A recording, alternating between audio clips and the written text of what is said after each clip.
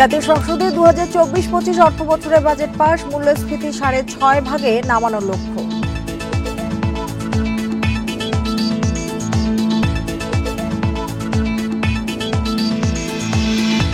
ভারী বৃষ্টিতে সিলেট মৌলভীবাজারে আবারও বন্যার শঙ্কা, রাঙ্গামাটি বান্দরবানে পাহাড় ধসের ঝুঁকি।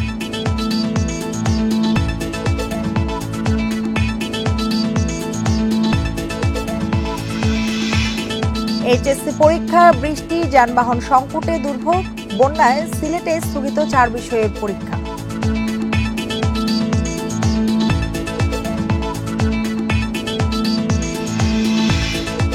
কাল থেকে লাগাতার ক্লাস পরীক্ষা বর্জন করে কর্মবিরতিতে পাবলিক বিশ্ববিদ্যালয়ের শিক্ষকেরা, সর্বজনীন পেনশন স্কিম বাতিলের দাবি।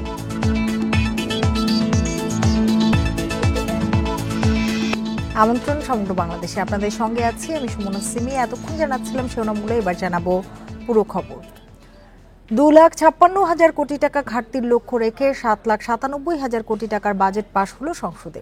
নতুন বাজেটে জিডিপি প্রবৃদ্ধির লক্ষ্য 6.75%, আর মূল্যস্ফীতি 6.5% নামাতে চায় সরকার।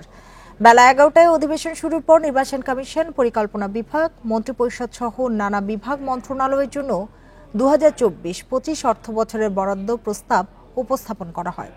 এ সময় অভ্যন্তরীণ সম্পদ বিভাগের জন্য 3,217 কোটি টাকা, জননিরাপত্তায় 26,871 কোটি টাকা বরাদ্দ করা হয়। শনিবার অর্থমন্ত্রী তার বক্তব্যে এবারের বাজেটে কিছু নীতি সংশোধনের প্রস্তাব তুলে ধরেন। পরে সংসদ সদস্যদের কণ্ঠভোটে পাশ হয় অর্থ বিল। আজ পাশ হলো নতুন অর্থ বছরের বাজেট, আর তা কার্যকর হবে কাল থেকেই।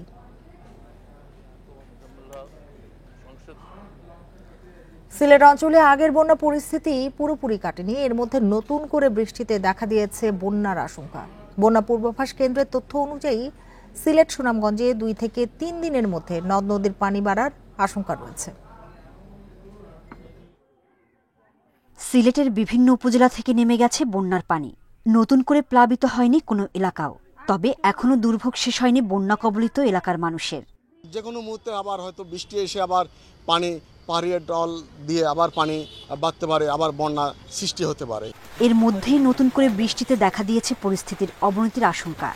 বন্যা পূর্বাভাস কেন্দ্রের তথ্য অনুযায়ী সিলেট সুনামগঞ্জে 2-3 দিনের মধ্যে নদ নদীর পানি বাড়ার আশঙ্কা আছে। পানি উন্নয়ন বোর্ড বলছে সোমবার পর্যন্ত সিলেটে ভারী বৃষ্টির পূর্বাভাস রয়েছে। এর সঙ্গে উজানে ভারতের চেরাপুঞ্জিতে বেশি বৃষ্টি হলে বন্যার শঙ্কা আছে। সিলেট অঞ্চলে ভারী বৃষ্টিপাতের সম্ভাবনা রয়েছে। তো তারই সাথে যদি চেরাপুঞ্জিতে বৃষ্টিপাত হয়, ডেফিনেটলি বন্যার একটা সম্ভাবনা রয়েছে। আর চেরাপুঞ্জিতে যদি বৃষ্টিপাতের পরিমাণটা কম হয়, তাহলে হয়তো বন্যা সিলেট অঞ্চলে নাও হতে পারে। মৌলভীবাজারের কুলাউড়া, জুড়ি ও বড়লেখা উপজেলার 12টি ইউনিয়নের বন্যা পরিস্থিতির কিছুটা উন্নতি হয়েছে, তবে এখনও ডুবে আছে হাওড়া অঞ্চলের রাস্তাঘাট, বসতবাড়ি।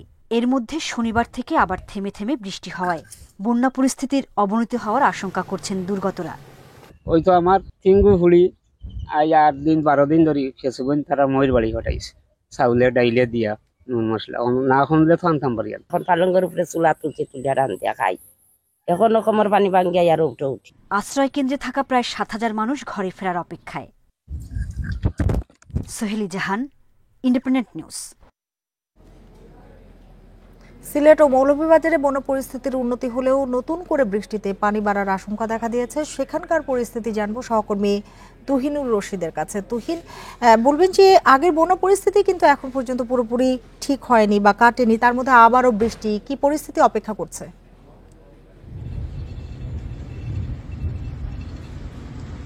দেখুন, আসলে মৌলভীবাজারের আপনি জানেন যে 3টি উপজেলা, কুলাউড়া, জুড়ি এবং বড়লেখা, এই 3 উপজেলার বন্যা পরিস্থিতি কিন্তু উন্নতির দিকে যাচ্ছিল। গত 2-3 দিনে কিন্তু 1 থেকে 1.5 ফুট পরিমাণ পানি কিন্তু কমেছিল, যার ফলে এখানকার যেসব রাস্তাঘাট, বাড়িঘর কিছুটা বেশি উঠছিল, এখানকার মানুষজন কিছুটা কিন্তু স্বস্তির নিঃশ্বাস ফেলছিলেন। গতকাল থেকে কিন্তু আবহাওয়া অধিদপ্তরের যে বার্তা, এখানে আসলে বৃষ্টিপাতের যে সম্ভাবনা সেটি দেখা যাচ্ছে। গতকালকেও কিন্তু গুড়ি গুড়ি বৃষ্টি মৌলভীবাজারের হয়েছে। আজকে সকাল থেকেই কিন্তু মেঘলা আকাশ, কিছুক্ষণ পরপর হালকা বৃষ্টি হচ্ছে, কিন্তু খুব যে মুষলধারে বৃষ্টি হচ্ছে সেটি হয়নি। তবে আমি এখন হাওড় অঞ্চলে ঘুরেছি এবং হাওড় অঞ্চলে অঞ্চলের মানুষের সাথে কথা বলেছি, তারা যেহেতু বলছেন যে যেহেতু বন্যা পরিস্থিতি স্বাভাবিককে যাচ্ছিল, অর্থাৎ আগামী 1 সপ্তাহ বা 5 দিনের মধ্যে তারা বলছেন যে পুরোদমেই সব কিছু স্বাভাবিক হয়ে যেত, কিন্তু এখন যেহেতু বৃষ্টির সম্ভাবনা রয়েছে, যার ফলে কিন্তু এই অঞ্চলে আবারও পানি বৃদ্ধির সম্ভাবনা দেখা দিয়েছে। এবং তারা বলছিলেন যে যদি উজানে বৃষ্টিপাত হয়, বিশেষ করে পার্শ্ববর্তী দেশ ভারত থেকে যদি ঢল নামে, তাহলে কিন্তু এই অঞ্চলের যে পানির কমার সম্ভাবনা সেটি কিন্তু আবার বেড়ে যাবে। আপনাকে জানিয়ে রাখি যে মৌলভীবাজারের যে এই হাকালুকি হাওর পাড়ের যেসব গ্রাম, এইসব গ্রামগুলি কিন্তু এখনো প্লাবিত হয়েছে এবং এই গ্রামগুলি এবং হাকালুকির পানি কিন্তু কুশিয়ারা নদী ধরেই কিন্তু নেমে যায়।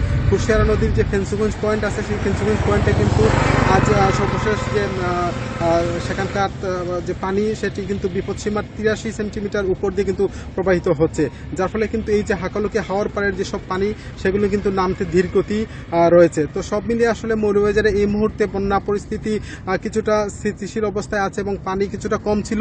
এই মুহূর্তে আসলে এখন বৃষ্টির সম্ভাবনা আছে এবং এই যে বৃষ্টি যদি হয়, তাহলে এই হাওর পাড়ের এবং এই নিম্নাঞ্চলের মানুষের কিন্তু তারা আশঙ্কার মধ্যে আছেন, আবারও পুনরায় তারা একটা দুর্ভোগের মধ্যে পড়বেন। এই ছিল আসলে আমার কাছে মৌলভীবাজার থেকে বন্যা পরিস্থিতির সর্বশেষ তথ্য। তুহিনুর রশিদ, আপনাকে অনেক ধন্যবাদ আমাদের সাথে যোগ দেওয়ার জন্য। রাঙামাটি ও বান্দরবানের বিভিন্ন পাহাড় ও টিলার পাদদেশে ঝুঁকিপূর্ণভাবে বসবাস করছেন 1.5 লাখের বেশি মানুষ। প্রতি বছরই ভারী বৃষ্টিতে পাহাড় ধসে ঘটছে হতাহতের ঘটনা। তবে ঝুঁকি জেনেও নিজেদের বসত ভিটা ছেড়ে যেতে রাজি নয় পাহাড়ের বাসিন্দারা। এদিকে বৃষ্টির পূর্বাভাস ও এলাকাবাসীকে নিরাপদ আশ্রয়ে সরে যাওয়ার মাইকিংয়েই সীমাবদ্ধ প্রশাসনের কার্যক্রম। বান্দরবান সদরসহ জেলার বিভিন্ন পাহাড়ের পাদদেশে ঝুঁকি নিয়ে বসবাস করছে লক্ষাধিক মানুষ। এসব এলাকায় বৃষ্টি হলে দেখা দেয় পাহাড় ধসের শঙ্কা। তবে বসতভিটা ছেড়ে যেতে রাজি নয় বেশিরভাগ মানুষ। আমরা তো কোনো থাকার জায়গা না, মাটি ভাঙলেই তো এখানে থাকতে হবে, ঝড় বৃষ্টি পড়লে এখান থেকে মরতে হলে জীবন মরার জন্য এখানে থাকতে হবে। নিরাপদ বাসস্থানের ব্যবস্থা যদি করা যায়, তাহলে হয়তো পাহাড়ের ঝুঁকিপূর্ণ জায়গাগুলো থেকে তারা হয়তো তাদের বাড়িঘরগুলো সরিয়ে নিতে পারবে। গত 5 বছরে বান্দরবানে পাহাড় ধসে প্রাণ হারিয়েছে অন্তত 64 জন। ঝুঁকিতে থাকা বাসিন্দাদের নিরাপদে সরিয়ে নিতে নানা পদক্ষেপের কথা জানালেন জেলা প্রশাসক। যদি নিরাপদ আশ্রয় নেওয়ার প্রয়োজন থাকে, তা আমরা নিরাপদ আশ্রয় নিয়ে যাই। তদুপরি অনেকে আসলে আশ্রয় কেন্দ্রে যেতে চায় না, তারা তাদের আত্মীয় স্বজনের বাড়িতে যেতে চায়। আমরা তাও বলি যে আপনার নিরাপদ আশ্রয় যদি আপনি মনে করেন যে আপনাদের আত্মীয় স্বজনের বাড়িতে, সেখানেই অবস্থান করুন, তারপর আপনার ঝুঁকি এড়িয়ে চলুন। রাঙামাটিতে 2017 সালে ভয়াবহ পাহাড় ধসের ঘটনায় একদিনেই 120 জনের মৃত্যুর পর তদন্ত কমিটি বেশ কিছু সুপারিশ করে। তবে ঝুঁকিপূর্ণ এলাকায় বসতি নির্মাণ বন্ধ, আশ্রয় কেন্দ্র নির্মাণ, বৃক্ষরোপণ ও বাসিন্দাদের নিরাপদে এলাকায় পুনর্বাসনের কোনোটি পুরোপুরি বাস্তবায়ন হয়নি। এলাকাবাসীর অভিযোগ, বৃষ্টি হলে সতর্কতার জন্য মাইকিং করেই দায় সারছে প্রশাসন। প্রতি বছরে মনে করেন মাইকিং করার পরে আমাদের কষ্ট, প্রতি বছরে আমাদের কষ্ট হয়। বৃষ্টি পড়লে যে আশ্রয়খানা যাইতে হয় আমাদের, বউ বাচ্চা নিয়ে, গরু ছাগল নিয়ে, এখানে খাওয়ার কোনো ব্যবস্থা খুবই কষ্ট হয়, আসা যাওয়া। তবে প্রশাসন বলছে সমস্যা স্থায়ী সমাধানের লক্ষ্যে পাহাড় ধসে ঝুঁকিতে থাকা পরিবারগুলোর তালিকা তৈরি করা হচ্ছে। আমরা নিয়মিত মাইকিং করছি, মানুষকে সচেতন করছি এবং আমরা বিভিন্ন ঝুঁকিপূর্ণ পয়েন্টে সাইনবোর্ড টানিয়ে দিয়েছি এবং মানুষগণ যেন নিরাপদ স্থানে বসবাস করে সেজন্য তাদেরকে উদ্বুদ্ধ করছি। রাঙামাটি শহরের শিমুলতলির লোকনাথ মন্দির, রূপনগর সহ 9টি এলাকাকে পাহাড় ধসের সবচেয়ে ঝুঁকিপূর্ণ স্থান হিসেবে চিহ্নিত করেছে জেলা প্রশাসন। রেশমি নন্দী, ইন্ডিপেন্ডেন্ট নিউজ। থেমে থেমে বৃষ্টিতে চট্টগ্রাম নগরীর নিচু এলাকায় জলজটে তৈরি হয়েছে। এতে দুর্ভোগে পড়েছেন সাধারণ মানুষ। আবহাওয়া অফিস জানায় ভোর 6টা থেকে সকাল 9টা পর্যন্ত 3 ঘন্টায় 32 মিলিমিটার এবং এর আগে 24 ঘন্টায় 58.4 মিলিমিটার বৃষ্টি হয়। টানা বৃষ্টি হলে জলাবদ্ধতার পাশাপাশি পাহাড় ধসের আশঙ্কা রয়েছে। চট্টগ্রাম নগরীর কাপাসগোলা, ডিসি রোড, কাতালগঞ্জ, মুন্সিপুকুর পাড়, আগ্রাবাদের কয়েকটি নিচু এলাকায় পানি জমে থাকায় দুর্ভোগে ওইসব এলাকার বাসিন্দারা।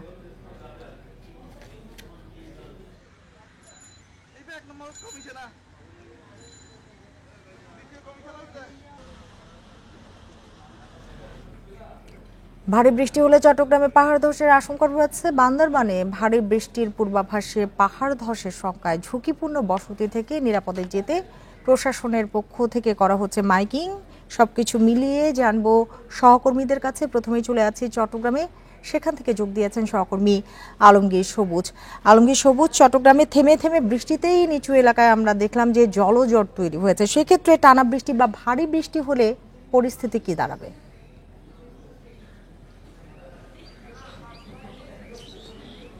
আপনি ঠিকই বলেছেন। আসলে চট্টগ্রামে ভারী বৃষ্টিপাত হলে পাহাড় ধসের আশঙ্কা সবসময় তৈরি হয়। এবারও সেটা হয়েছে। আজকে আপনি যেমনটা প্রতিবেদনে বলছিলেন, আজকে গত রাত থেকে আসলে চট্টগ্রামে থেমে থেমে বৃষ্টিপাত হচ্ছিল এবং সকালে সে বৃষ্টির মাত্রাটা বেড়েছে, কিন্তু এই মুহূর্তে আসলে বৃষ্টিপাত নেই। তবে মেঘলা হয়ে আছে আকাশ এবং আবহাওয়া অধিদপ্তর থেকে যেটা বলা হয়েছে, সতর্কতা জারি করা হয়েছে, যেহেতু চট্টগ্রামে সবসময় পাহাড় ধসের ঘটনা ঘটে। এ কারণে বলা হচ্ছে যে যদি ভারী বৃষ্টিপাত অব্যাহত থাকে তাহলে পাহাড় ধসের আশঙ্কা করা হচ্ছে। আমরা পাহাড়ের পাদদেশে যারা আছে, আপনি এখন দেখছেন এখানে পাহাড়ের পাদদেশে অনেক বাড়ি স্থাপন করা হয়েছে। চট্টগ্রামে এই ধরনের 26টা ঝুঁকিপূর্ণ পাহাড় রয়েছে, যেগুলি জেলা প্রশাসনের তরফে চিহ্নিত করা হয়েছে। সেখানে কয়েক হাজার বাসিন্দা সেখানে থাকেন এবং যখনই পাহাড় ধসের কোনো আশঙ্কা তৈরি করা হয় তখনই তাদেরকে আসলে সরানোর চেষ্টা করা হয়, মাইকিং করানো হয়। এগুলি এরপরে আসলে আবার আগের নিয়মে চলে যায়। এবারও সেটাই হচ্ছে এবং প্রশাসনের তরফ থেকে আমরা আলাপ করেছিলাম জেলা প্রশাসনের তরফে। তারা বলেছেন তারা মাইকিং করছে এবং সাধারণত তারা যেটা করেন তাদেরকে সরে যাওয়ার জন্য যে নির্দেশনা করেন কিংবা অনুরোধ করেন সেটাই করছে। এবং স্থানীয় যারা প্রশাসন আছেন, যে বিশেষ করে কাউন্সিলর, তাদেরকে আমি কথা বলেছিলাম। আমি এই মুহূর্তে আছি চট্টগ্রামের লালখান বাজার এলাকায়। এখানকার কাউন্সিলর বলেছেন তারা প্রতিদিনে, তিনি গতকাল রাতে এবং আজকেও গিয়েছেন, যারা পাহাড়ের পাদদেশে আছে তাদেরকে সরে যাওয়ার জন্য এবং স্থানীয় যে সমস্ত স্কুল আছে সেখানে তারা আশ্রয় কেন্দ্র তৈরি করে সেখানে চলে যাওয়ার জন্য বলেন। কিন্তু তিনি বলছেন আসলে সাধারণত মানুষ যেতে চায় না, তাদের যে পশু থাকে কিংবা মালপত্র নিয়ে তারা আশ্রয় কেন্দ্রে যেতে চায় না। সেক্ষেত্রে তারা বলছেন তাদের পর্যাপ্ত সুযোগ সুবিধা না থাকার কারণে তারা আসলে এই পাহাড়ের পাদদেশে তাদের অবস্থান থেকে সরতে চায় না। যদিও প্রশাসন বলছে তারা প্রয়োজনে তারা বল প্রয়োগ করে তাদেরকে সরাবে বলে বলছে। সবুজ, আপনি সাথেই থাকুন। এবার চলে যাচ্ছে বান্দরবানে। সেখান থেকে যোগ দিয়েছেন সহকর্মী মংখিং মার্মা। মংখিং মার্মা, কত মানুষ ঝুঁকি নিয়ে পাহাড়ের পাদদেশে বাস করছে, আর তাদের সরাতে কোনো উদ্যোগ নিয়েছে কিনা প্রশাসন, নাকি মাইকিং করেই দায়িত্ব সারছে? বর্ষাকাল আসলে কিন্তু বান্দরবানের বিভিন্ন জায়গায়, বান্দরবান জেলা সদর শান্তি, নাইক্ষ্যংছড়ি, সে সকল জায়গাতেই কিন্তু পাহাড় ধসের ঘটনা ঘটে এবং আমরা দেখেছি গতকালকে কিন্তু নাইক্ষ্যংছড়িতে একজন তার জমিতে কাজ করতে গিয়ে পাহাড় ধসে কিন্তু নিহত হয়েছে, তাকে স্থানীয়রা উদ্ধার করেছে। তো যেটি বলেছেন যে আসলে এই বর্ষা আসছেই, জেলা প্রশাসনের পক্ষ থেকে তাদেরকে আসলে সরিয়ে নেওয়ার যে প্রক্রিয়াটি সেটি শুধুমাত্র আশ্রয় কেন্দ্রে যাওয়ার যে ব্যবস্থা সেটি কিন্তু করা হয়ে থেকে থাকে। পরবর্তী আসলে বর্ষা মৌসুম শেষ হলে কিন্তু আগের মতোই তারা কিন্তু নিজ নিজ আবাসস্থলে চলে আসে। আরেকটি বিষয় দেখা যাচ্ছে যে গত 5 বছরে বান্দরবানে কিন্তু 64 জন পাহাড় ধসে মারা গেছে এবং গত বছর কিন্তু 6 জন পাহাড় ধসে মারা গেছে। তো এই কারণে জেলা প্রশাসনের সাথে কথা বলেছি, জেলা প্রশাসনের পক্ষ থেকে যেটি বলা হচ্ছে তারা আসলে এখানে যারা ঝুঁকিপূর্ণ অবস্থানে যারা বসবাস করছেন তাদেরকে স্থায়ীভাবে সমাধানের জন্য প্রধানমন্ত্রীর যে আশ্রয়ণ প্রকল্প, সেই আশ্রয়ণ প্রকল্পের মাধ্যমে তাদেরকে স্থায়ী একটা ব্যবস্থা গ্রহণ করার প্রক্রিয়া সেটি কিন্তু চলমান রয়েছে এবং এখানে যারা ঝুঁকিতে বসবাস করছেন তারা যদি সহায়তার জন্য জেলা প্রশাসকের কাছে আসে তারা কিন্তু তাদেরকে সহায়তা দেবেন বলে জানিয়েছেন। তদুপরি সকাল থেকে যে থেমে থেমে বৃষ্টি হচ্ছে এবং এই বৃষ্টির কারণে যে পাহাড় ধস বন্যাও হতে পারে, সেই জন্য কিন্তু জেলা প্রশাসনের পক্ষ থেকে সব ধরনের ব্যবস্থা গ্রহণ করা হয়েছে বলে আমাদেরকে জেলা প্রশাসক জানিয়েছেন। এ হচ্ছে আমার কাছে বান্দরবানের পাহাড় ধসের সবচেয়ে সর্বশেষ তথ্য। ঢাকার বাইরেও বিভিন্ন জেলায় দেখা গেছে বৃষ্টিতে এইচএসসি পরীক্ষার্থীদের ভোগান্তি, সঙ্গে যানবাহন সংকট, দুর্ভোগ বাড়িয়েছে কেন্দ্রমুখী পরীক্ষার্থী ও তাদের অভিভাবকদের। আগেভাগে রওনা হয়েও দুর্ভোগ এড়াতে পারেননি অনেকেই। চট্টগ্রামে এইচএসসি পরীক্ষায় বসতে আগেভাগেই কেন্দ্রের উদ্দেশ্যে রওনা হন অনেক পরীক্ষার্থী, অভিভাবক। তবে এরপরও পড়তে হয় ভোগান্তিতে। বিপাকে পড়েন ভারী বৃষ্টিতে, যানবাহন কম থাকায় বাড়ে দুর্ভোগ। বৃষ্টি 1 আর রাস্তায় জ্যাম 2, সব মিলে আমি নিজে খুব হাঁপাই গেছে। এখন আমার মেয়ে কিভাবে হাঁপাইছে সেটা আল্লাহ বর্ষে। এখন খুব ভিজে গেছে সবাই, এই ভিজে অবস্থায় 3 ঘন্টা পরীক্ষা দিবে। বৃষ্টি যানজটের ভোগান্তি দেখা গেছে বগুড়ার পরীক্ষার্থীদেরও। প্রথম পরীক্ষাও আকাশ মেঘলা থাকায় রাজশাহীতে সকাল 8টার পর থেকেই কেন্দ্রের সামনে জড়ো হন শিক্ষার্থীরা। নির্বাচন ফেস করছি আমরা অনেক কিছু, এই জন্য সময়টা একটু কম পাইছি। মোটামুটি ভালো, তবে একটু টেনশনে আছি। ফর্ম পূরণের টাকা দিয়েও টাঙ্গাইলের ভুয়াপুরের শমশের ফকির ডিগ্রি কলেজের 22 শিক্ষার্থী বসতে পারেননি এইচএসসি পরীক্ষায়। এজন্য কলেজ কর্তৃপক্ষের অনিয়ম ও গাফিলতিকে দুষছেন তারা। পরীক্ষার দিন সকালেই বিক্ষোভ করেন ভুক্তভোগী শিক্ষার্থীরা। পরীক্ষায় আমাদের অ্যাডমিট দিল না, আমাদের 2টা বছর নষ্ট করে দিল। স্যাররা ফোন দিয়ে জিজ্ঞাসা করে নাজমুল তুমি পড়াশোনা করছো? আমি বলি স্যার আমি রাতে 10টা সময় পড়তাছি। স্যাররা এত জিজ্ঞাসা করতে পারে, আমরা এতগুলো ছাত্র পরীক্ষা দিতে অ্যাডমিট করতে না, স্যার কেন জিজ্ঞাসা করেন আমাদের? ঠাকুরগাঁয়ে দিনভর অনিশ্চয়তার পর কলেজ কর্তৃপক্ষের উদ্যোগে রাতে প্রবেশপত্র হাতে পেয়েছেন রুহিয়া ডিগ্রি কলেজের 36 পরীক্ষার্থী। এজন্য কর্তৃপক্ষকে ধন্যবাদ জানানোর পাশাপাশি দোষী ব্যক্তির শাস্তি দাবি করেন তারা। যারা এই বিভ্রান্তির সাথে জড়িত তাদেরকে দৃষ্টান্তমূলক শাস্তি বা আইনের আওতাধীনে আনার ব্যবস্থা যেন করে। এদিকে বন্যার কারণে স্থগিত আছে সিলেট বিভাগের এইচএসসি পরীক্ষা। স্থগিত 4 বিষয় পরীক্ষা হবে 11 আগস্টের পর। রেশমি নন্দী, ইন্ডিপেন্ডেন্ট নিউজ। বিশ্ববিদ্যালয় শিক্ষকদের জন্য সর্বজনীন পেনশন স্কিম চালু হচ্ছে কাল। তবে এই স্কিম প্রত্যাহারের দাবিতে অনির্দিষ্টকালের কর্মবিরতির ডাক দিয়েছেন বিশ্ববিদ্যালয়ের শিক্ষকরা। ফলে বন্ধ থাকবে ক্লাস পরীক্ষা। সোমবার ঢাকা বিশ্ববিদ্যালয়ের সংবাদ সম্মেলনে এই কর্মসূচি ঘোষণা করে বিশ্ববিদ্যালয় শিক্ষক সমিতি ফেডারেশন। সর্বজনীন পেনশন স্কিম বাতিলের দাবিতে রোববার পূর্ণ দিবস কর্মবিরতি পালন করেন সরকারি বিশ্ববিদ্যালয়ের শিক্ষকরা। ঢাকা বিশ্ববিদ্যালয়ের কলাভবনের সামনে 1 ঘণ্টা অবস্থান ধর্মঘট করেন শিক্ষকরা। সেখানে সোমবার বিশ্ববিদ্যালয় দিবসের সব অনুষ্ঠান বয়কটের ঘোষণা দেয় শিক্ষক সমিতি। আগামীকালের 1 জুলাই ঢাকা বিশ্ববিদ্যালয় দিবসে ঢাকা বিশ্ববিদ্যালয় শিক্ষক সমিতি অংশগ্রহণ করবে না। একই সময়ে জাহাঙ্গীরনগর, চট্টগ্রাম, রাজশাহী সহ সব বিশ্ববিদ্যালয়ে অবস্থান কর্মসূচি পালন করেন শিক্ষকরা। তারা জানান, এই স্কিম বাস্তবায়ন হলে জুলাই থেকে যোগদান করা শিক্ষকরা ব্যাপক ক্ষতিগ্রস্ত হবেন। প্রত্যয় স্কিম এটা বাতিল করা, আমাদের জন্য স্বতন্ত্র বেতন স্কেল এবং সুপার গ্রেড দেওয়া, এই 3টা দাবিতে আমরা আছি। সরকারের কাছে স্বনির্বন্ধ অনুরোধ করছি যে আমাদের এই দাবিগুলো বিবেচনা করে আমাদের যে বিদ্যমান পেনশন ব্যবস্থা আছে সেখানে আমরা ফেরত দেওয়া হোক। পরে সোমবার থেকে অনির্দিষ্টকালের জন্য কর্মবিরতিতে যাওয়ার ঘোষণা দেন বিশ্ববিদ্যালয়ের শিক্ষকরা। এ সময় ক্লাস পরীক্ষা বন্ধ থাকবে বলে জানান শিক্ষক নেতারা। 1 জুলাই থেকে বাংলাদেশের সবগুলো পাবলিক বিশ্ববিদ্যালয়, ঢাকা বিশ্ববিদ্যালয় সহ সর্বত্র বিশ্ববিদ্যালয়ের ক্লাস থেকে শুরু করে পরীক্ষা থেকে শুরু করে সব বিষয়ে আমরা কর্মবিরতিতে যাচ্ছি। 13 মার্চ বিশ্ববিদ্যালয় শিক্ষকদের স্বশাসিত স্বায়ত্তশাসিত পেনশন প্রত্যয় স্কিমে আনার প্রজ্ঞাপন জারির পর থেকেই প্রতিবাদ জানাচ্ছেন শিক্ষকরা। নূরে আলম, ইন্ডিপেন্ডেন্ট নিউজ, ঢাকা। দক্ষিণ কোরিয়ার ব্যাংকের সঙ্গে প্রায় 8,000 কোটি টাকার ঋণ চুক্তিতে কালুরঘাটের নতুন সেতু দিয়ে আশার আলো দেখছেন চট্টগ্রামবাসী। আগামী মাসে প্রকল্পটি একনেকে ওঠার কথা রয়েছে। সংশ্লিষ্টরা আশা করছেন দ্রুতই কাজ শুরু হবে নতুন সেতুর। দীর্ঘ সময়ের জন্য ব্যবহার উপযোগী করে সেতুটি নির্মাণের পরামর্শ দিয়েছেন বিশেষজ্ঞরা। চট্টগ্রাম নগরের সঙ্গে বোয়ালখালী ও পটিয়ার 5 লাখের বেশি মানুষের যাতায়াত শতবর্ষী কালুরঘাট সেতু দিয়ে। সরু সেতুতে একমুখী চলাচলের কারণে অনেক সময় দুই পাশে আটকা পড়ে যানবাহন। 2001 সালে ঝুঁকিপূর্ণ ঘোষণা হয় সেতুটি। কক্সবাজারের ট্রেন চলাচলের জন্য গেল বছর রেলওয়ে এখানে ব্যাপক সংস্কার চালায়। দীর্ঘদিন ধরেই কালুরঘাটে নতুন সেতুর দাবি নাগরিকদের। এজন্য রেলওয়ে 2015 সালে নকশা তৈরি করলেও তা বাদ যায় একনেকে। পরে নকশায় পরিবর্তন আনা হয়, তবে অর্থায়ন জটিলতায় পড়ে এই কাজ। সেতু নির্মাণে দক্ষিণ কোরিয়ার ব্যাংকের সঙ্গে ঋণ চুক্তি হওয়ায় আশার আলো দেখছেন চট্টগ্রামের মানুষ। সারা বোয়ালখালীবাসীর এবং এদিকে যারা আছে বোয়ালখালী শেষ অবধি প্রথম থেকে শেষ পর্যন্ত সবাই দাবি একটা ব্রিজ হোক। দক্ষিণ চট্টগ্রাম যারা পটিয়া অন্যান্য জায়গা থেকে যাচ্ছে, এই মানুষগুলোর জন্য এটা অনেক বড় পাওয়া। আগামী মাসে প্রকল্পটি একনেকে ওঠার কথা রয়েছে। এতে দ্রুত কাজ শুরু হবে বলে আশা সংশ্লিষ্টদের। যারা আন্দোলনকারী, যারা সেতু প্রত্যাশী, যারা সেতু ব্যবহার করতে গিয়ে জানমালের ক্ষয়ক্ষতি হয়েছে, কদিন আগেও ফেরির সাথে ধাক্কা খেয়ে নদীতে পড়ে 2জন লোক নিহত হয়েছে, তো তারা এখন আশার আলো দেখতে পাচ্ছি। লম্বা সময় ব্যবহারের উপযোগী করে এই স্থাপনা নির্মাণের তাগিদ দিয়েছেন যোগাযোগ বিশেষজ্ঞরা।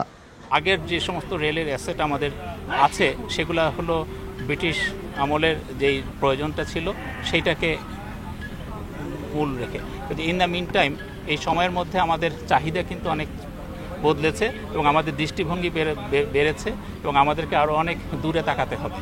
প্রাথমিক প্রস্তাবনায় কালুরঘাটে নতুন সেতু নির্মাণে খরচ ধরা হয়েছে 11,500 কোটি টাকা। অনুপম শীল, ইন্ডিপেন্ডেন্ট নিউজ, চট্টগ্রাম। চলতি বছরের মধ্যেই কালুরঘাট সেতু নির্মাণ কাজ শুরুর দাবি জানিয়েছে বোয়ালখালী কালুরঘাট সেতু বাস্তবায়ন পরিষদ। সকালে চট্টগ্রাম প্রেস ক্লাবে পরিষদের পক্ষ থেকে অনুষ্ঠিত সংবাদ সম্মেলনে এ দাবি জানানো হয়। এ সময় কালুরঘাট সেতু নির্মাণে দক্ষিণ কোরিয়ার সঙ্গে ঋণ চুক্তির পর নিজেদের অবস্থান তুলে ধরতে সংবাদ সম্মেলনের আয়োজন করে বোয়ালখালী কালুরঘাট সেতু বাস্তবায়ন পরিষদ। পদ্মা সেতুর মতো অগ্রাধিকার দিয়ে কালুরঘাট সেতু নির্মাণ কার্যক্রম সর্বোচ্চ নজরে রাখার জন্য প্রধানমন্ত্রী ও তার কার্যালয়ের প্রতি আহ্বান জানান তারা।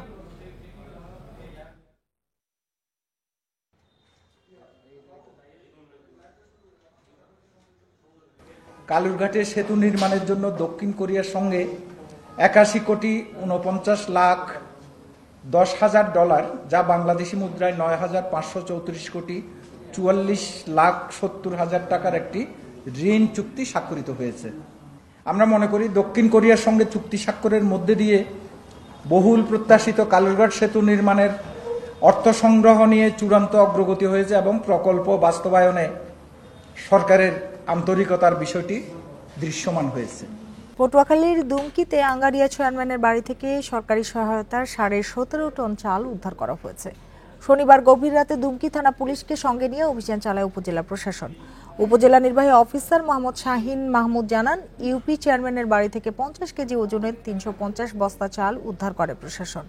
পরে চাল সহ বাড়িটি সিলগালা করা হয়। তিনি বলেন, সরকারি চাল নিয়ম অনুযায়ী খাদ্য গুদামে থাকার কথা। সাময়িক সংরক্ষণের জন্য সংশ্লিষ্ট ইউনিয়ন পরিষদ গোডাউনে রাখা যায়, কিন্তু কোনো অবস্থাতেই কারো বাড়িতে রাখার সুযোগ নেই। তবে জেলেদের মধ্যে বিতরণের সুবিধার জন্য নিজের কাছে চাল এনে রেখেছিলেন চেয়ারম্যান, দাবি মৎস্য কর্মকর্তার। দুমকির উপজেলার আঙ্গারিয়া ইউনিয়নে এবার জেলেদের সহায়তার জন্য প্রায় 47 টন চাল বরাদ্দ দেওয়া হয়।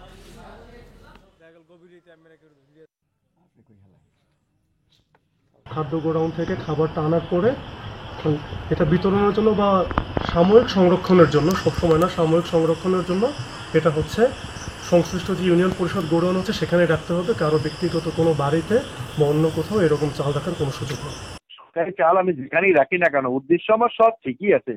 আমি একটু উপজেলা প্রশাসন, ওসি সাহেবকে, মৎস্য অফিসকে একটু জানাইয়ে নিতাম যে আমি আমার জেলেদের সেবা করার জন্য একটু এই জায়গায় নিয়ে রাখছি, এত তারিখে বিতরণ করব, আপনাদের উপস্থিতি এসে দেখবেন যে আমার চালে কোনো এই একটা জিনিসে উনি ভুল করছে। সেটা হয়তো বা ওনার অসাবধানতা ভুল, কিন্তু উদ্দেশ্য আমার কাছে মনে হচ্ছে যে অসৎ ছিল না। চাঁদাবাজদের দৌরাত্ম্য বেড়েছে রংপুর নগরীতে। জমি কিনলে বা বাড়ি নির্মাণ শুরু করলেই নানা কায়দায় দাবি করা হয় চাঁদা। কখনো আবার বাধ্য করা হয় নির্দিষ্ট ব্যক্তির কাছ থেকে বাড়ি তৈরি সরঞ্জাম নিতে। তবে পুলিশ বলছে, অভিযুক্তদের আইনের আওতায় আনার পাশাপাশি সচেতনতামূলক কর্মকাণ্ড হাতে নেওয়া হয়েছে।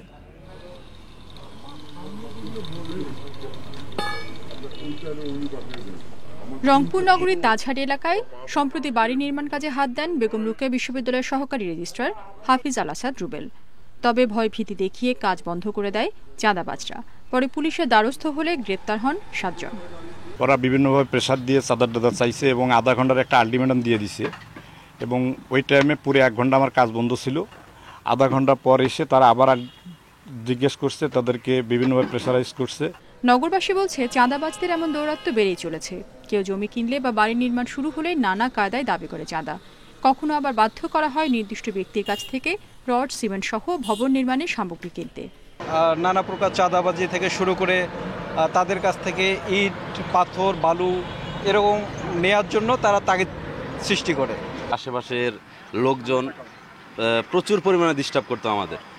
বিশেষ করে হচ্ছে ম্যাটেরিয়ালস যে আমরা এখানে ইউজ করি, রড, সিমেন্ট, বালি, এইগুলা ওনারা বলতো যে না, এটা আমাদের কাছে নিতেই হবে।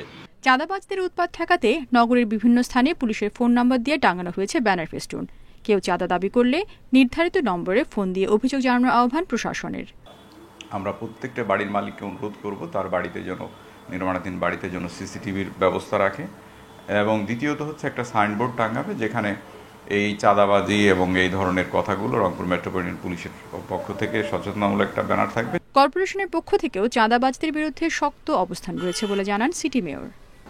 যারা আমার অধীনে চাকরিরত অবস্থা আছে তাদের বিরুদ্ধে বিন্দুতম কোনো অভিযোগ বরদাস্ত করা হবে না। এই ধরনের কোনো অপরাধের সঙ্গে সংযুক্ত থাকলে যে সিটি কর্পোরেশন চাকরি করতে পারবে না। টার্মিনেট হবে, সে একজন সন্ত্রাসী হিসাবে ট্রিট হবে। চাঁদাবাজির ঘটনায় নগরের বিভিন্ন থানায় গত 5 মাসে 10টি মামলা হয়েছে। এসব মামলায় গ্রেপ্তার হয়েছে অন্তত 24 জন। Independent news. ঝিনাইদহের শৈলকুপায় নির্বাচন পরবর্তী সহিংসতায় প্রতিপক্ষের বাড়িঘরে হামলা, ভাঙচুর ও লুটপাটের অভিযোগ উঠেছে। শনিবার রাতে উপজেলার শেখরা গ্রামে এ ঘটনা ঘটে। পুলিশ ও স্থানীয়রা জানান, আধিপত্য বিস্তার নিয়ে নিত্যানন্দপুর ইউনিয়নের চেয়ারম্যান মফিজ উদ্দিন বিশ্বাস ও সাবেক চেয়ারম্যান ফারুক হোসেন বিশ্বাসের সমর্থকদের মধ্যে বিরোধ চলছে। গত উপজেলা পরিষদ নির্বাচনে ফারুক হোসেন জয়ী চেয়ারম্যান প্রার্থী মোস্তফা আরিফ রেজা মন্নুর সমর্থক ছিলেন। নির্বাচনের পর এক পক্ষ বিভিন্ন গ্রামে হামলা চালে। এরই জের ধরে শনিবার রাতে শেখরা গ্রামে মফিজের সমর্থকদের বাড়ি ঘরেও হামলা চালানো হয়। পুলিশ ঘটনাস্থলে পৌঁছে পরিস্থিতি নিয়ন্ত্রণে আনে।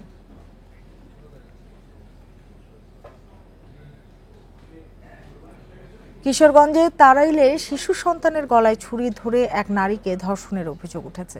এ ঘটনায় অভিযুক্তকে আসামি করে তারাইল থানায় মামলা দায়ের করেছেন ওই নারী। পুলিশ জানায়, 9 মাস বয়সী সন্তান নিয়ে রাতে ঘুমিয়েছিলেন ভুক্তভোগী। শনিবার রাত 3টার দিকে অভিযুক্ত ঘরে ঢুকে শিশুটির গলায় ছুরি ধরে ভয় দেখায়। পরে পুকুর পাড়ে এনে ধর্ষণ করে পালিয়ে যায়। আসামিকে গ্রেপ্তারে অভিযান চলছে বলে জানিয়েছে পুলিশ।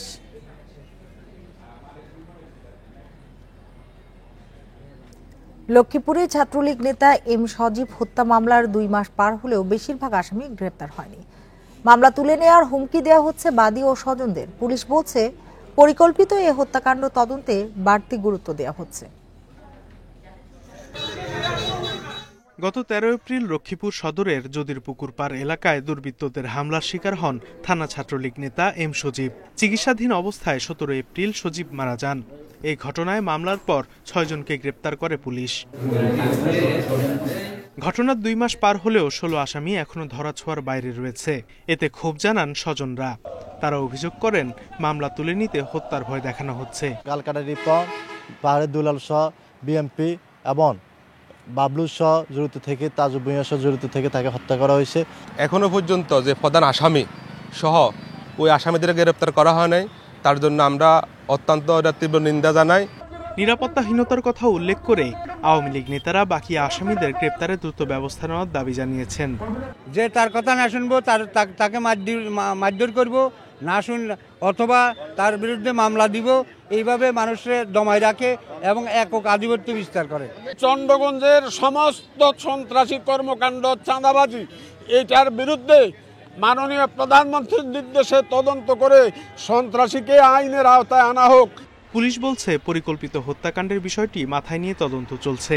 হুমকির বিষয়টিও খতিয়ে দেখা হচ্ছে। হত্যাকাণ্ডের যে কী কারণে হত্যাকাণ্ড হয়েছিল এবং কারা এটার সাথে জড়িত, তার খুবই দ্বার প্রান্তে চলে আসছি। অচিরে আমরা ইনশাল্লাহ এটা টোটালি মূল রহস্য উদ্ঘাটন করে আমরা আসামিদেরকে বিজ্ঞ আদালতে আইনের মুখোমুখি করতে পারবো। বাকি আসামিদের ধরতে অভিযান চলছে বলে জানিয়েছে পুলিশ। Independent News. Barishal Sher-e-Bangla medical college হাসপাতালে ছেলের মরদেহ অ্যাম্বুলেন্সে আনার পথে প্রাণ গেল মায়ের। ভোর 5টার দিকে বরগুনার আমতলীতে এ দুর্ঘটনা ঘটে। দুর্ঘটনায় নিহত হন মোটরসাইকেল চালক রুবেল। আহত হয়েছেন আরও 4 জন। ঢাকা কুয়াকাটা মহাসড়কের ডাক্তারবাড়ি এলাকায় অ্যাম্বুলেন্স ও মোটরসাইকেলের সংঘর্ষে দুর্ঘটনা ঘটে। ফায়ার সার্ভিস জানায়, একটি অ্যাম্বুলেন্স বরিশাল থেকে কলাপাড়া যাচ্ছিল। এ সময় বিপরীত দিক থেকে আসা মোটরসাইকেলের সঙ্গে সংঘর্ষ হয়। অ্যাম্বুলেন্সটি নিয়ন্ত্রণ হারিয়ে পাশের ডোবায় পড়ে যায়। ঘটনাস্থলেই অ্যাম্বুলেন্সে থাকা যাত্রী পুষ্প বেগম ও মোটরসাইকেল চালক রুবেল মারা যান। নিহত রুবেলের বাড়ি আমতলী উপজেলায় আর পুষ্প বেগমের বাড়ি কলাপাড়া উপজেলায়।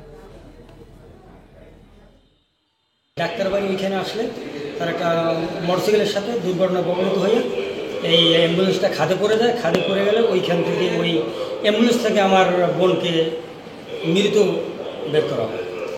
নিয়ে আসার পথে অ্যাম্বুলেন্সে আসার পথে ডাক্তারবাড়ির স্ট্যান্ডে অ্যাক্সিডেন্ট হয়েছে, মোটরসাইকেল সংঘর্ষ, মোটরসাইকেলের ড্রাইভার জায়গায়। খুলনা মহানগরীতে ইজি বাইকের বেপরোয়া চলাচল নগরী জীবনে বিস্ফোরক হিসেবে দেখা দিয়েছে। অনিয়ন্ত্রিত ইজি বাইকে বাড়ছে যানজট। প্রধান সড়কে এর সংখ্যা ও রুট নির্ধারণে আগের উদ্যোগগুলো কার্যকর হয়নি।